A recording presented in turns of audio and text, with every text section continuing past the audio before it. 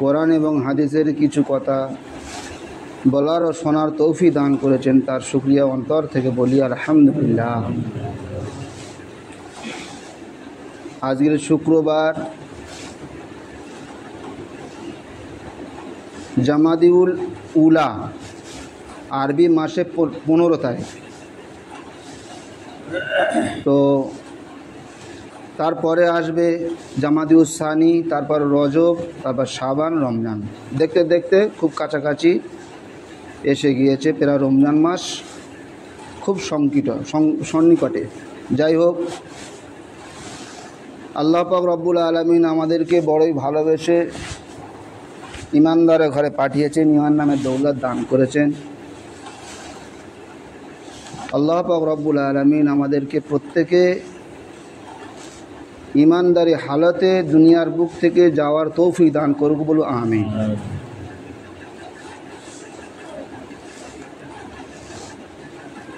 বর্তমানে যিশু খ্রিস্ট জন্মের পর থেকে নিয়ে এ পর্যন্ত 2025 সাল, যিশু খ্রিস্ট অর্থাৎ ঈসা নবীর জন্মের পর থেকে নিয়ে 2025 সাল চলছে। আর হিজরি সন চলছে 1447, বাংলা সাল চলছে 1432।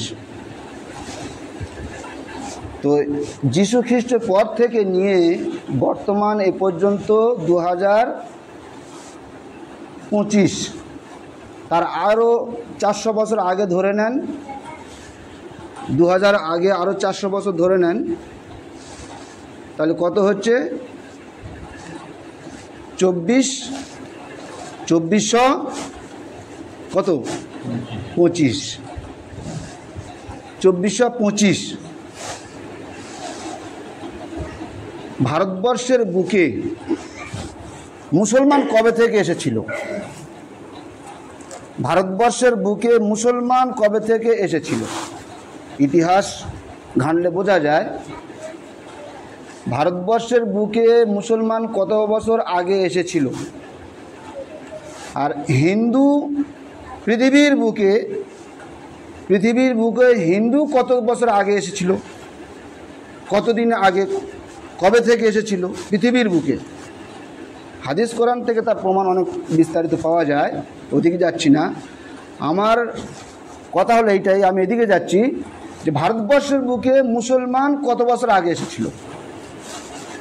বিশ্বনবী সাল্লাল্লাহু আলাইহি সাল্লাম 570 খ্রিস্টাব্দে জন্মগ্রহণ করেছিলেন, আর 632 খ্রিস্টাব্দে তিনি বিদায় নিয়ে গেছেন, আল্লাহ পিয়ারা হয়ে গেছেন। তো 570 খ্রিস্টাব্দের পরে বিশ্বনবী সাল্লাল্লাহু আলাইহি সাল্লামের হাতে বয়াত হয়ে ঈমান গ্রহণ করে শিক্ষা দীক্ষা নিয়ে ভারতবর্ষের বুকে বিশ্বনবী সাল্লাল্লাহু আলাইহি সাল্লামের ইন্তেকাল করার পরে ভারতবর্ষের বুকে তৎকালীন মাত্র 8 জন এসেছিল। তৎকালীন বুকে বিশ্বনবী সাল্লাল্লাহু আলাইহি সাল্লাম তিনি ইন্তেকাল করার পরে ভারতবর্ষের বুকে তৎকালীন জামানায় মাত্র 8 জন মুসলমান এসেছিল। তো 8 জন মুসলমান আসার পরে কিছুদিন, মানে 200 বছর মুসলমান বাড়তে বাড়তে বাড়তে বাড়তে বাড়তে বাড়তে তখন শতকরা 5% মুসলমান হয়েছে। শতকরা 5% মুসলমান বেড়ে গেছে। মানে হিন্দু যদি 1 লাখ হয়, মুসলমান তখন থাকে 5,000, আর হিন্দু হলো 95,000। আর যদি 1 কোটি যদি থাকে, ভারতবর্ষের বুকে 1 কোটি যদি জনগণ থাকে, তাহলে মুসলমান হবে কত? 5 লাখ, আর হিন্দু থাকবে কত? 95 লাখ। তার মানে শতকরা 5%, 100%-এ 5 জন মুসলমান। তো তৎকালীন জামানায় ওই মুসলমান বাড়তে বাড়তে বাড়তে বাড়তে বাড়তে বাড়তে মুঘল সাম্রাজ্য এসে গেল। মুঘল সাম্রাজ্যে এসে মুসলমানদের হাতে, ভারতবর্ষের বুকে তখন মসনদে মুসলমানের হাতে এসে গেল। মুসলমান তখন রাজত্ব চালাচ্ছেন। মুসলমান রাজত্ব চালাতে একাধারে মুসলমান 800 থেকে 900 বছর রাজত্ব চালিয়েছেন। ইতিহাস বলছি 800 থেকে 900 বছর রাজত্ব চালিয়েছে। এইবারে মুঘল সাম্রাজ্যে যখনই বাদশাহ আওরঙ্গজেব আসলেন, বাদশাহ আওরঙ্গজেবের তিনি হচ্ছে যে মুঘল সম্রাট, তিনি বাদশাহ সিংহাসনে বসেছেন। ভাই ঘুমাচ্ছেন? ঘুমাবেন না কেউ, ভালো কথা বলছি, কথাটা খুব দামি কথা বলছি, শুনে নেন। তো বাদশাহ আওরঙ্গজেব উনি 65 বছরে আল্লাহর পেয়ারা হয়ে গিয়েছেন। তারপরে শেষ বাহাদুর শাহ আসলেন। বাহাদুর শাহ উনি রাজ সিংহাসনে ছিলেন। ইংরেজ চক্রান্ত করে ভারতবর্ষের বুকে দখল করলো। বাহাদুর শাহকে কি করলো? ওনাকে বন্দি করলেন। বন্দি করার পরে রেঙ্গুনে ওনাকে রেখে আসা হলো, রেঙ্গুনে জেলে বন্দি করা হলো। বাহাদুর শাহের ওনার ছেলে ছিল 12টি সন্তানকে কতল করে মুন্ডু কেটে প্লেটে করে সাজিয়ে আর বাহাদুর শাহের কাছে নিয়ে যাচ্ছে হাদিয়া স্বরূপ। এবার যখন হাদিয়া স্বরূপ পেশ করা হলো, উনি কাপড় তুলে দেখছেন যে 12টা সন্তানের কাটা মুন্ডু। উনি আল্লাহর কাছে শুকরিয়া আদায় করলো যে হে আল্লাহ, ইংরেজদের বিরুদ্ধে আমার সন্তান তারা কতল হয়েছে, আল্লাহ তুমি কবুল করে নাও, দিনের জন্য কতল হয়েছে, তুমি কবুল করে নাও। তো তারপরে ওই ইংরেজ একাধারে 190 বছর রাজত্ব চালালো। 190 বছর একাধারে রাজত্ব চালানোর পরে ইংরেজদের বিরুদ্ধে ভারতবর্ষের বুকে হিন্দু, মুসলিম, খ্রিস্টান, বৌদ্ধ, নাসারা সবাই মিলিতভাবে যৌথভাবে ইংরেজদের বিরুদ্ধে স্লোগান তুলে ইংরেজকে হটানোর জন্য ভারতবর্ষের বুকে সবাই একতা হয়ে ইংরেজকে 1947 সাল তাড়ানো। 1947 সালে দেশ স্বাধীন হলো। 1947 থেকে নিয়ে এই পর্যন্ত ভারতবর্ষে আজ 2025, অর্থাৎ 78 বছর ভারতের স্বাধীনতার পর থেকে নিয়ে চলছে। এর ভিতরে রাজনীতিক প্রভাব বিস্তারিতে কেউ 10 বছর সিংহাসনে বসছে, কেউ 20 বছর, কেউ 25 বছর, এইভাবে চালিয়ে আসছে। তো আমার প্রশ্ন হলো একটা, যে ভারতবর্ষের বুকে যখন মুসলমান ছিল 5%, তখন মুসলমান রাজত্ব করেছিল সিংহাসনে বসে কতদিন ধরে? 950 বছর, 800 থেকে 900 বছর। কেন? যে না, দেশ চালানোর যোগ্যতা তোমাদের আছে। তৎকালীন হিন্দুরা কত বড় মাপের মানুষ ছিল, তৎকালীন হিন্দুরা কত বড় মাপের মানুষ ছিল, যে না, দেশ চালানোর যোগ্যতা তোমাদের আছে, তোমাদের মধ্যে যে ন্যায়, নীতি, ভালোবাসা আছে, তোমরাই পারবে দেশ চালাতে। সুতরাং তোমরা মসনদে বসো। রাজ সিংহাসনের টুপি তৎকালীন 5% মুসলমানদেরকে দেওয়া হলো। দেশ চালানো শুরু করলো একাধারে 900 বছর। তারপরে ইংরেজ 190 বছর। এখন বর্তমানে 78 বছর হচ্ছে স্বাধীনতার পর থেকে এই পর্যন্ত। এখন বর্তমানে মুসলমান গণনা করে দেখা যাচ্ছে প্রায় 50-50, 30 কোটি থেকে 40 কোটি পর্যন্ত মুসলমান আছে শতকরা। তাহলে মুসলমান যদি 50-50 হয়ে থাকে, এখন বর্তমানে মুসলমানদেরকে বলা হচ্ছে 2021 সালে দিবালোকে, সচক্ষে দিবালোকে বলা হচ্ছে যুবক ভাইদেরকে, হিন্দু যুবকদেরকে বলা হচ্ছে যে হিন্দু যুবকেরা তোমরা তলোয়ার হাতে করে নিয়ে মুসলমানদেরকে যেখানে পাবে সেখানে কেটে তোমরা টুকরো টুকরো করে দেবে। কেননা ভারতবর্ষের বুকে আমরা মুসলিম মুক্ত দেশ করতে চাই। একথা আপনারা শুনেছেন কি শুনেননি? 2021 সালে প্রকাশ্যে বলেছিলেন, কেন মুসলমানকে আমরা তাড়িয়ে দিয়ে ভারতবর্ষের বুকে আমরা মুসলিম মুক্ত দেশ করতে চাই। কেন? যে ভারতবর্ষের বুকে আমরা মুসলমানকে রাখবো না। আর সেই জাল পেতে পেতে পেতে পেতে ষড়যন্ত্র করে করে আজ পর্যন্ত চলে এসেছে, আসছে, পরবর্তীও যাবে। আমার প্রশ্ন হলো একটা, তৎকালীন জামানা মুসলমান ছিল 5%। তখন মুসলমান রাজত্ব চালিয়েছে 900 বছর পর্যন্ত। আজ মুসলমান বর্তমানে 50%, অর্থাৎ 30 থেকে 40 কোটি। সেই মুসলমানকে তাড়ানোর জন্য ফিকির করছে কেন?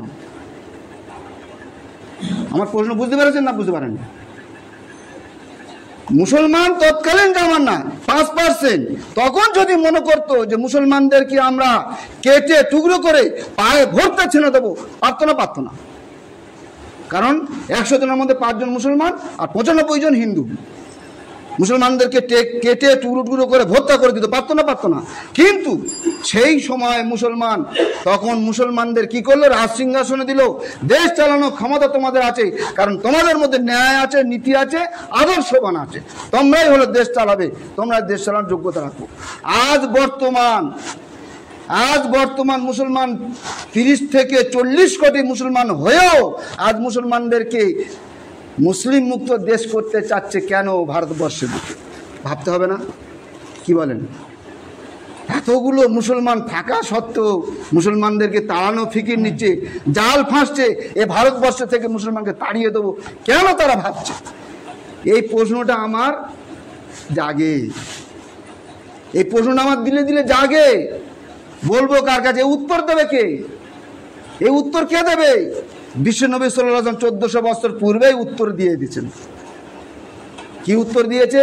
ওয়াহতাসিবু বিহাবলিল্লাহি জামিআন ওয়ালা তাফাররাকু। আল্লাহর কালাম তিনি উত্তর দিয়ে দেন 1400 বছর পূর্বে যে মুসলমান ঈমানওয়ালা যখন আল্লাহর ঘরকে ছাড়বে, মুসলমান যখন কোরআনকে ছাড়বে, মুসলমান যখন দ্বীনকে ছাড়বে, মুসলমান যখন ন্যায় নীতিকে ভুলবে, এ মুসলমান তখন কি হবে? নানান রকম এদের উপরে জুলুম হবে, এদের অত্যাচার হবে। এ মুসলমানকে আর এখানে রাখার ঠাঁই নাই। মুসলমান যদি আল্লাহর ঘরকে মজবুতির সঙ্গে ধরে, তৎকালীন মুসলমান 5%, ঈমান এত জোর ছিল, তাকওয়া এত সুন্দর ছিল, কোরআনের উপরে এত মজবুতি ছিল, আল্লাহর হুকুম নবীর তরিকার উপরে এত মজবুতি ছিল। আল্লাহ তাদের সম্মান দিয়েছেন, তোমাদের সম্মান আল্লাহ দিয়েছেন। কারণ এর প্রথমে তার হচ্ছে কি প্রমাণ আছে, ইতিহাস। বদরের যুদ্ধে 313 জন সাহাবী নিয়ে 13,000 সৈনিকের মুখে মোকাবেলা করেছে। কি বলেন? ইতিহাস আপনারা হাদিস শোনেননি? 313 জন সাহাবী বদরের যুদ্ধে 13,000 সৈনিকের বিরুদ্ধে মোকাবেলা করেছে। আল্লাহ ওই 313 জনের সাহাবীদের জয়লাভ করেছে। কেন? তৎকালীন মুসলমানদের ঈমান জোরদার ছিল, ইয়াকিন ছিল, কোরআনের উপর ন্যায় নীতির উপর প্রতিষ্ঠিত ছিল, যার কারণে আল্লাহ তাদের মদত করেছে। 13,000 সৈনিক এসেও কোনো কিচ্ছু করতে পারেনি, কুপকাত হয়ে গেল। আজ মুসলমান 30 থেকে 40 কোটি মুসলমান হয়েও আজ কেন মুসলমান এত মার খাচ্ছে? ভাববো না একটু আপনি? এত অপদস্থ কেন? এ মুসলমান যখন আল্লাহর ঘরকে ছাড়বে, এ মুসলমান যখন কোরআনকে ছাড়বে, এ মুসলমান যখন ন্যায় নীতিকে ভুলবে, আল্লাহর হুকুম নবীর তরিকাকে ছাড়বে, এ মুসলমান অপদস্থ হবেই। বাস, এই পর্যন্ত আমার কথা শেষ। 2 নম্বর কথা হলো, আপনারা শুনেছেন উত্তর ভাগে মেজলাখলি বলে একটা জায়গা আছে।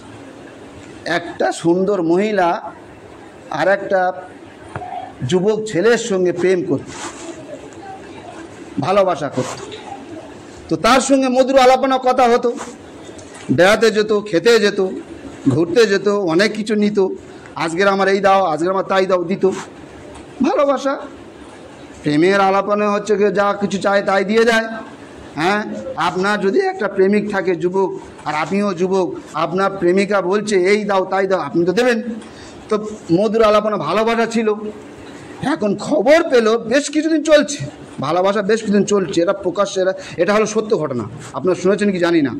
তো ভালোবাসা বেশ কিছুদিন চলছে, 1 বছর 2 বছর 3 বছর চলছে। ভিতরে ভিতরে খবর নিয়ে দেখছে ওই মেয়েটা আরেকজনের সঙ্গে ভালোবাসা করছে, ওই মেয়েটা আরেকজনের সঙ্গে ভালোবাসা করছে।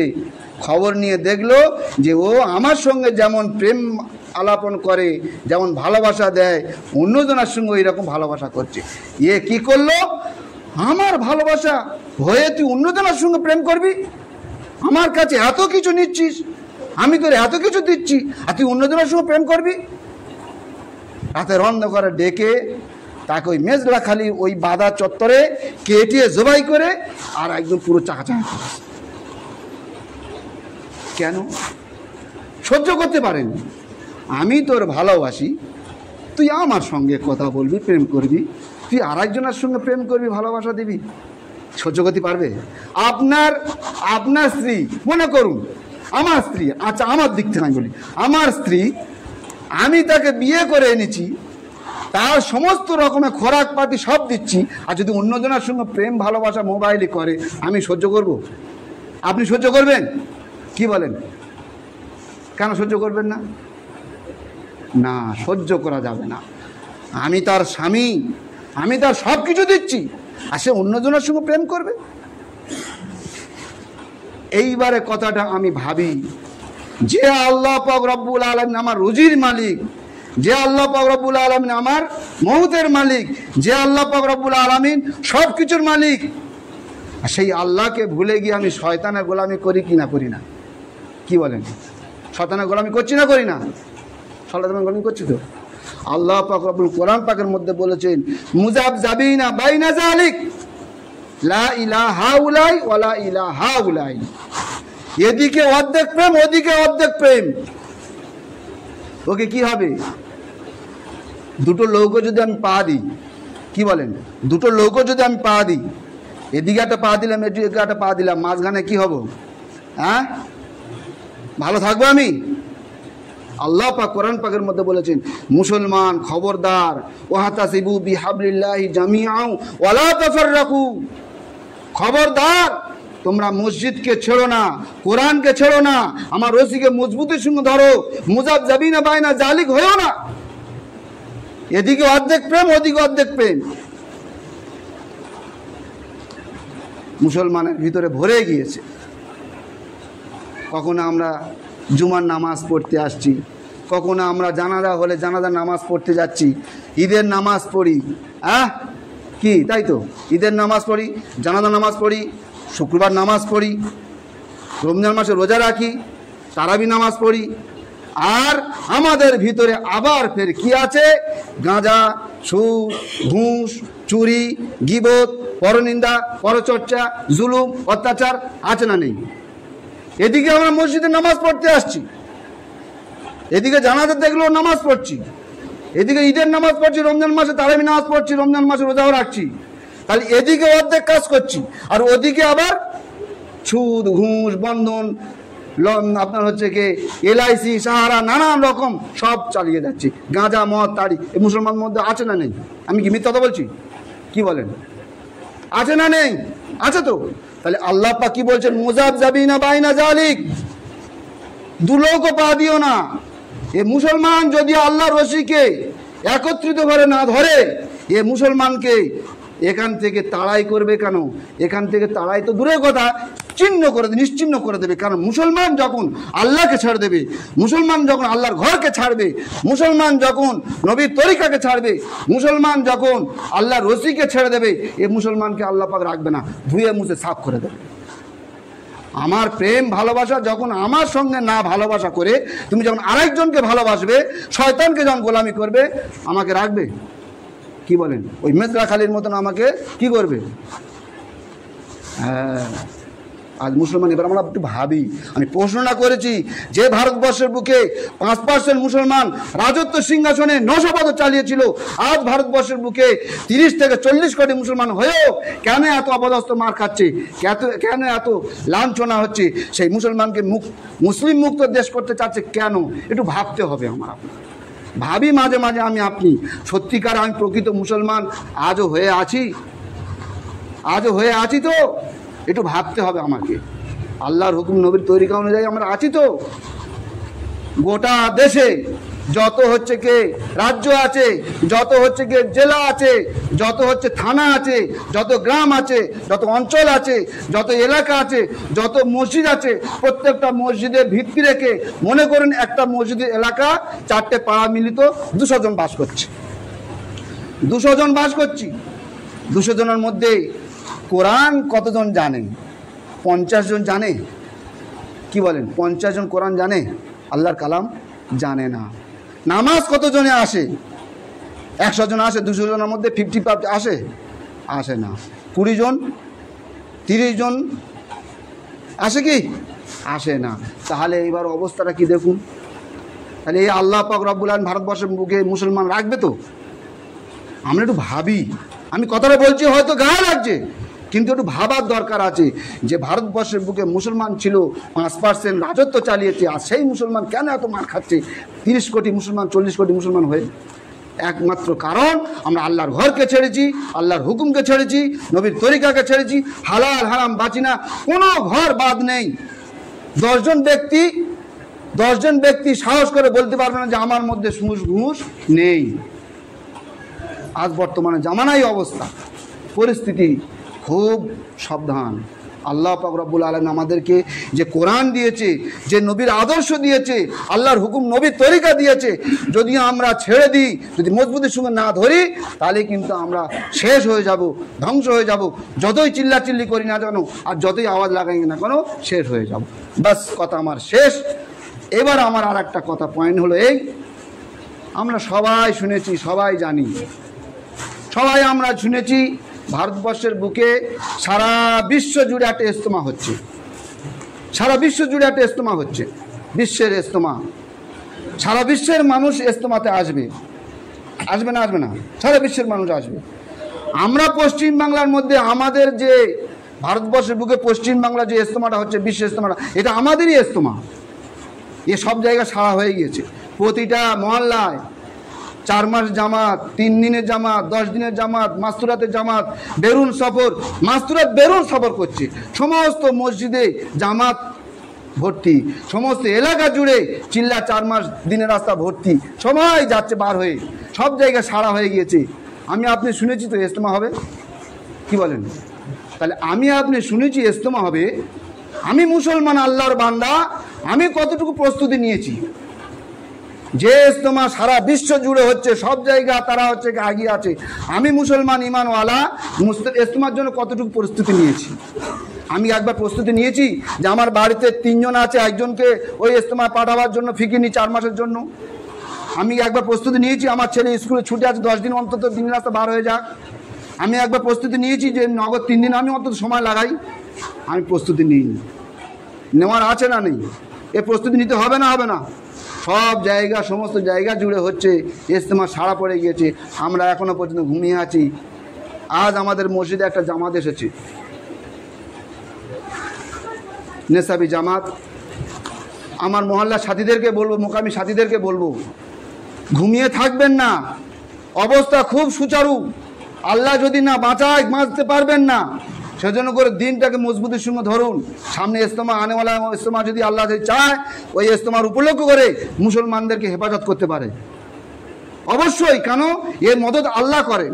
আর ওই ইজতেমাতে কত শত শত মানুষ, হাজার হাজার মানুষ, কোটি কোটি মানুষ, কোটি কোটি বলা ভুল হবে, আরও বেশি, হাজার হাজার কোটি কোটি মানুষ ওখানে সমাগম হবে।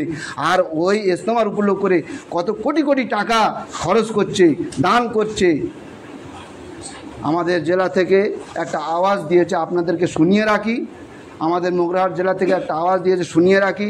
এটা কথাটা মাথায় রাখুন যে গত বছরে আমাদের মোগরাহাটের জেলা ইজতেমাতে হালকা থেকে সমস্ত মসজিদে আওয়াজ দেওয়া হয়েছিল যে ইজতেমার কামিয়াবির জন্য প্রতিটা মসজিদ থেকে কিছু কিছু করে ওই টাকা মানে দিয়ে ইজতেমাকে সাহায্য সহযোগিতা আমরা করেছিলাম। মনে আছে কি?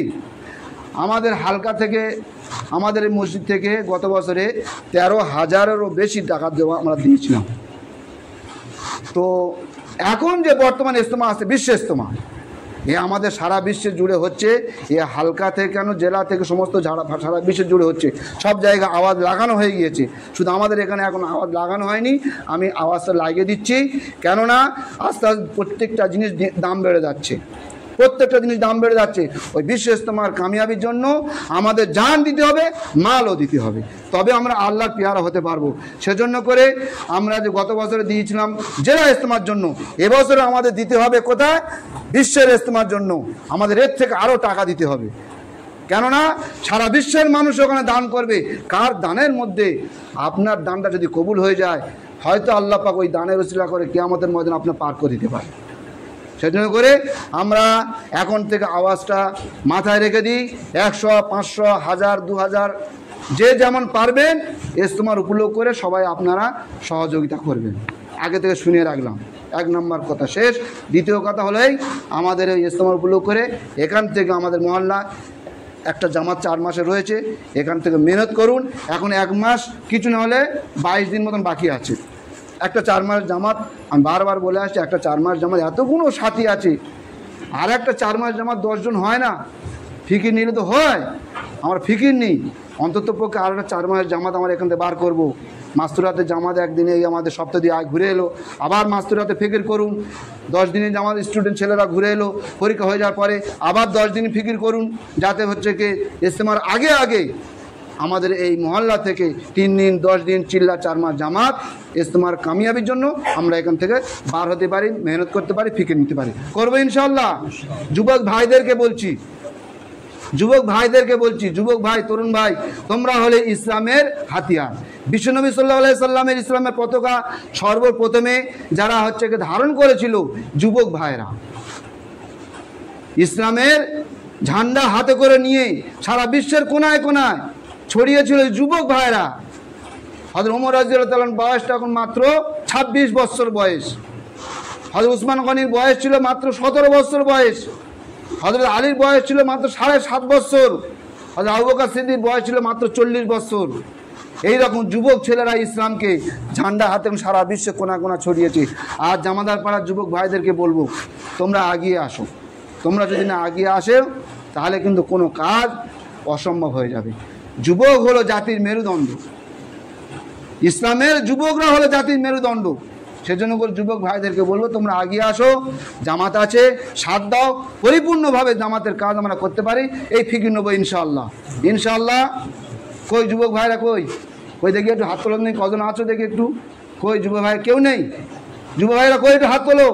আল্লাহ পাক তোমাদের দেখুক, সাক্ষী থাকুক, আল্লাহ কবুল করে নিক। ওই কটা 10 জন না 12 জন, কারণ আর নেই। কই কি হলো? উত্তর হাত তোলো। হ্যাঁ, সবারকে বলছি, কেউ যাবে না। তোমরা সবাই 3 দিন জামাত এখানে থাকবে। এই জামাতের সঙ্গে তোমরা সবাই সাথ দেবে। 3 দিন ভোর জামাতের সঙ্গে থাকবে।